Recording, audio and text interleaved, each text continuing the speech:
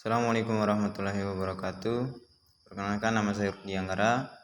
Saya dari Prodi Informatika Angkatan 21. Saya salah satu mahasiswa Universitas Teknologi Sumbawa. Di sini saya akan menjelaskan sistem operasi. Pertama, sinkronisasi proses. Ada beberapa pembahasan. Poin yang pertama adalah critical section, poin yang kedua sinkronisasi hardware, poin yang ketiga semafor, dan poin yang keempat classical sinkronisasi. Mengapa sinkronisasi? Sinkronisasi diperlukan untuk menghindari terjadinya ketidakkonsisten data akibat ada akses data secara konkuren. Diperlukan adanya suatu mekanisme untuk memastikan urutan dan penggiliran pengaksesan data yang saling bekerja sama sehingga terjadinya sinkronisasi. Problem critical section. Critical section adalah sebuah segmen kode dari sebuah proses yang mana sumber daya diakses bersama. Solusi untuk mengatasi masalah critical section yaitu yang pertama, mutual eksklusif, yang kedua bounded waiting progress, yang ketiga progress.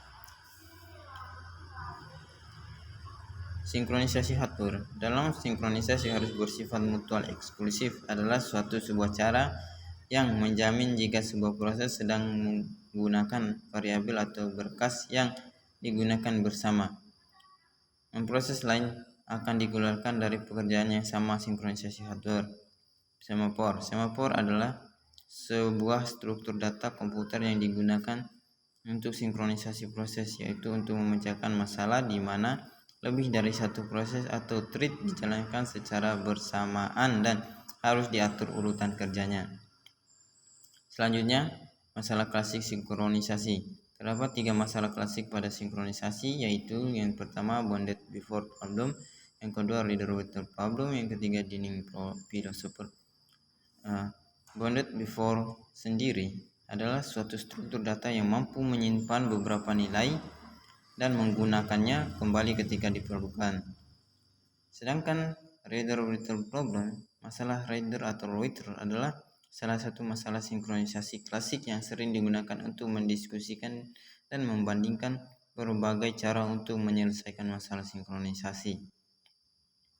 Dan sedangkan Dunning philosopher problem. Dunning philosopher problem merupakan salah satu masalah klasik dalam sinkronisasi. Dunning philosopher problem dapat diilustrasikan sebagai berikut.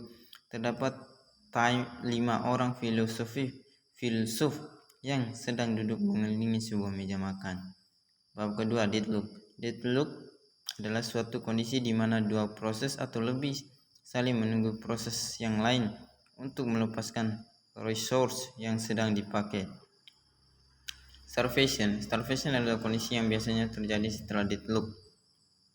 Proses yang kekurangan resource tidak pernah mendapat resource yang dibutuhkan untuk mengalami starvation. Namun, starvation juga bisa terjadi tanda deadlock. Penyebab terjadinya deadlock dan starvation: yang pertama mutual eksklusif, yang kedua halt and wait, yang ketiga no preemption, yang keempat circular wait. Mencegah deadlock. Yang pertama, tiap proses harus meminta sumber daya yang diperlukan sekaligus dan tidak berlanjut sampai semuanya diberikan. Yang kedua, jika proses telah sedang memegang resource tentu untuk permintaan berikutnya, proses harus melepaskan 2 resource yang dipegang. Yang ketiga, beri pengurutan linear terhadap resource pada semua proses. Bab 3, manajemen memori nyata. Manajemen memori.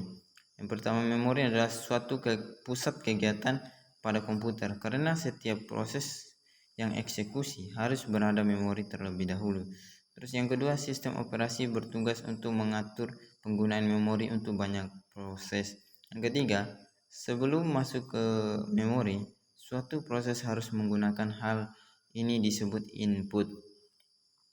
Tujuan manajemen memori: yang pertama, meningkatkan utilitas CPU, yang kedua, data instruksi dan diakses lebih cepat oleh CPU.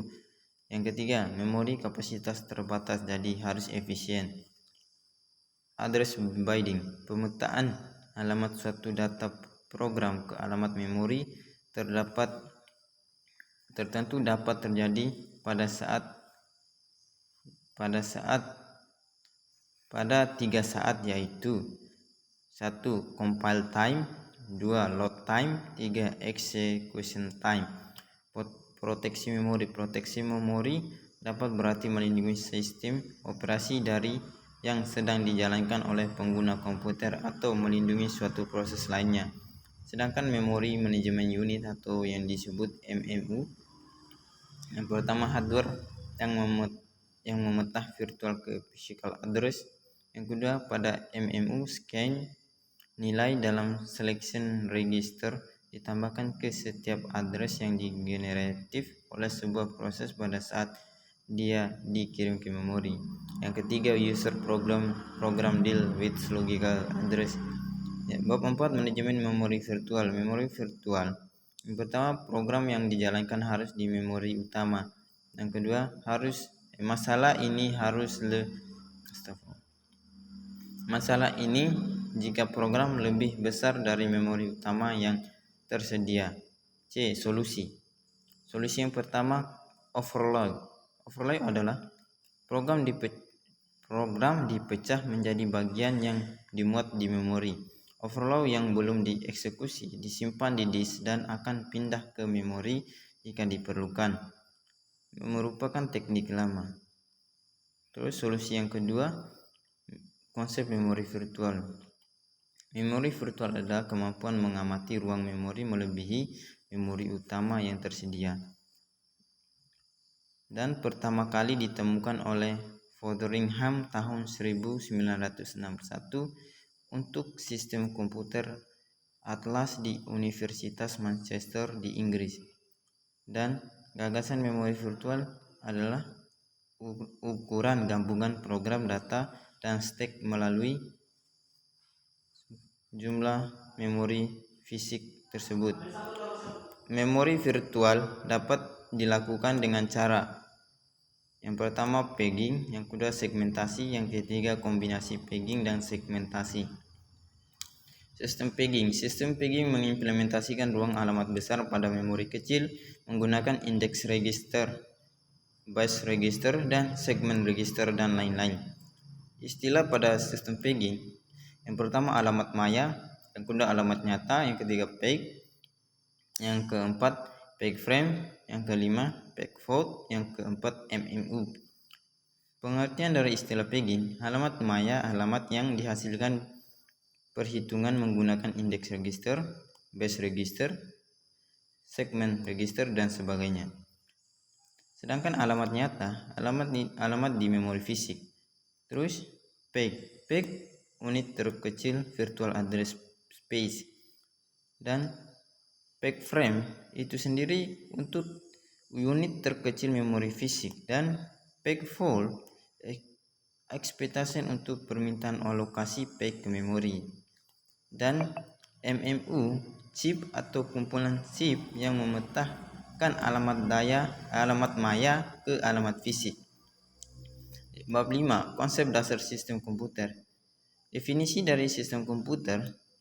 Komputer suatu peralatan elektronik yang dapat menerima input, mengolah input, memberikan informasi menggunakan suatu program yang tersimpan di memori komputer. Terjadi 3 istilah penting yaitu input atau data, pengolahan data, dan informasi atau output. Yang kedua, pengolahan data dengan menggunakan komputer dikenal dengan nama pengolahan data elektronik atau disingkat PDA, atau Electronic dan Processing yang disingkat dengan EDP. Struktur komputer. Ada 4 komponen pokok sistem komputer. Yang pertama pemroses, yang kedua memori utama, yang ketiga perangkat masukan dan keluaran, yang keempat interkoneksi dan antar komponen. Selanjutnya, proses CPU. Proses atau disebut CPU berfungsi mengendalikan operasi komputer dan melakukan pengolahan data.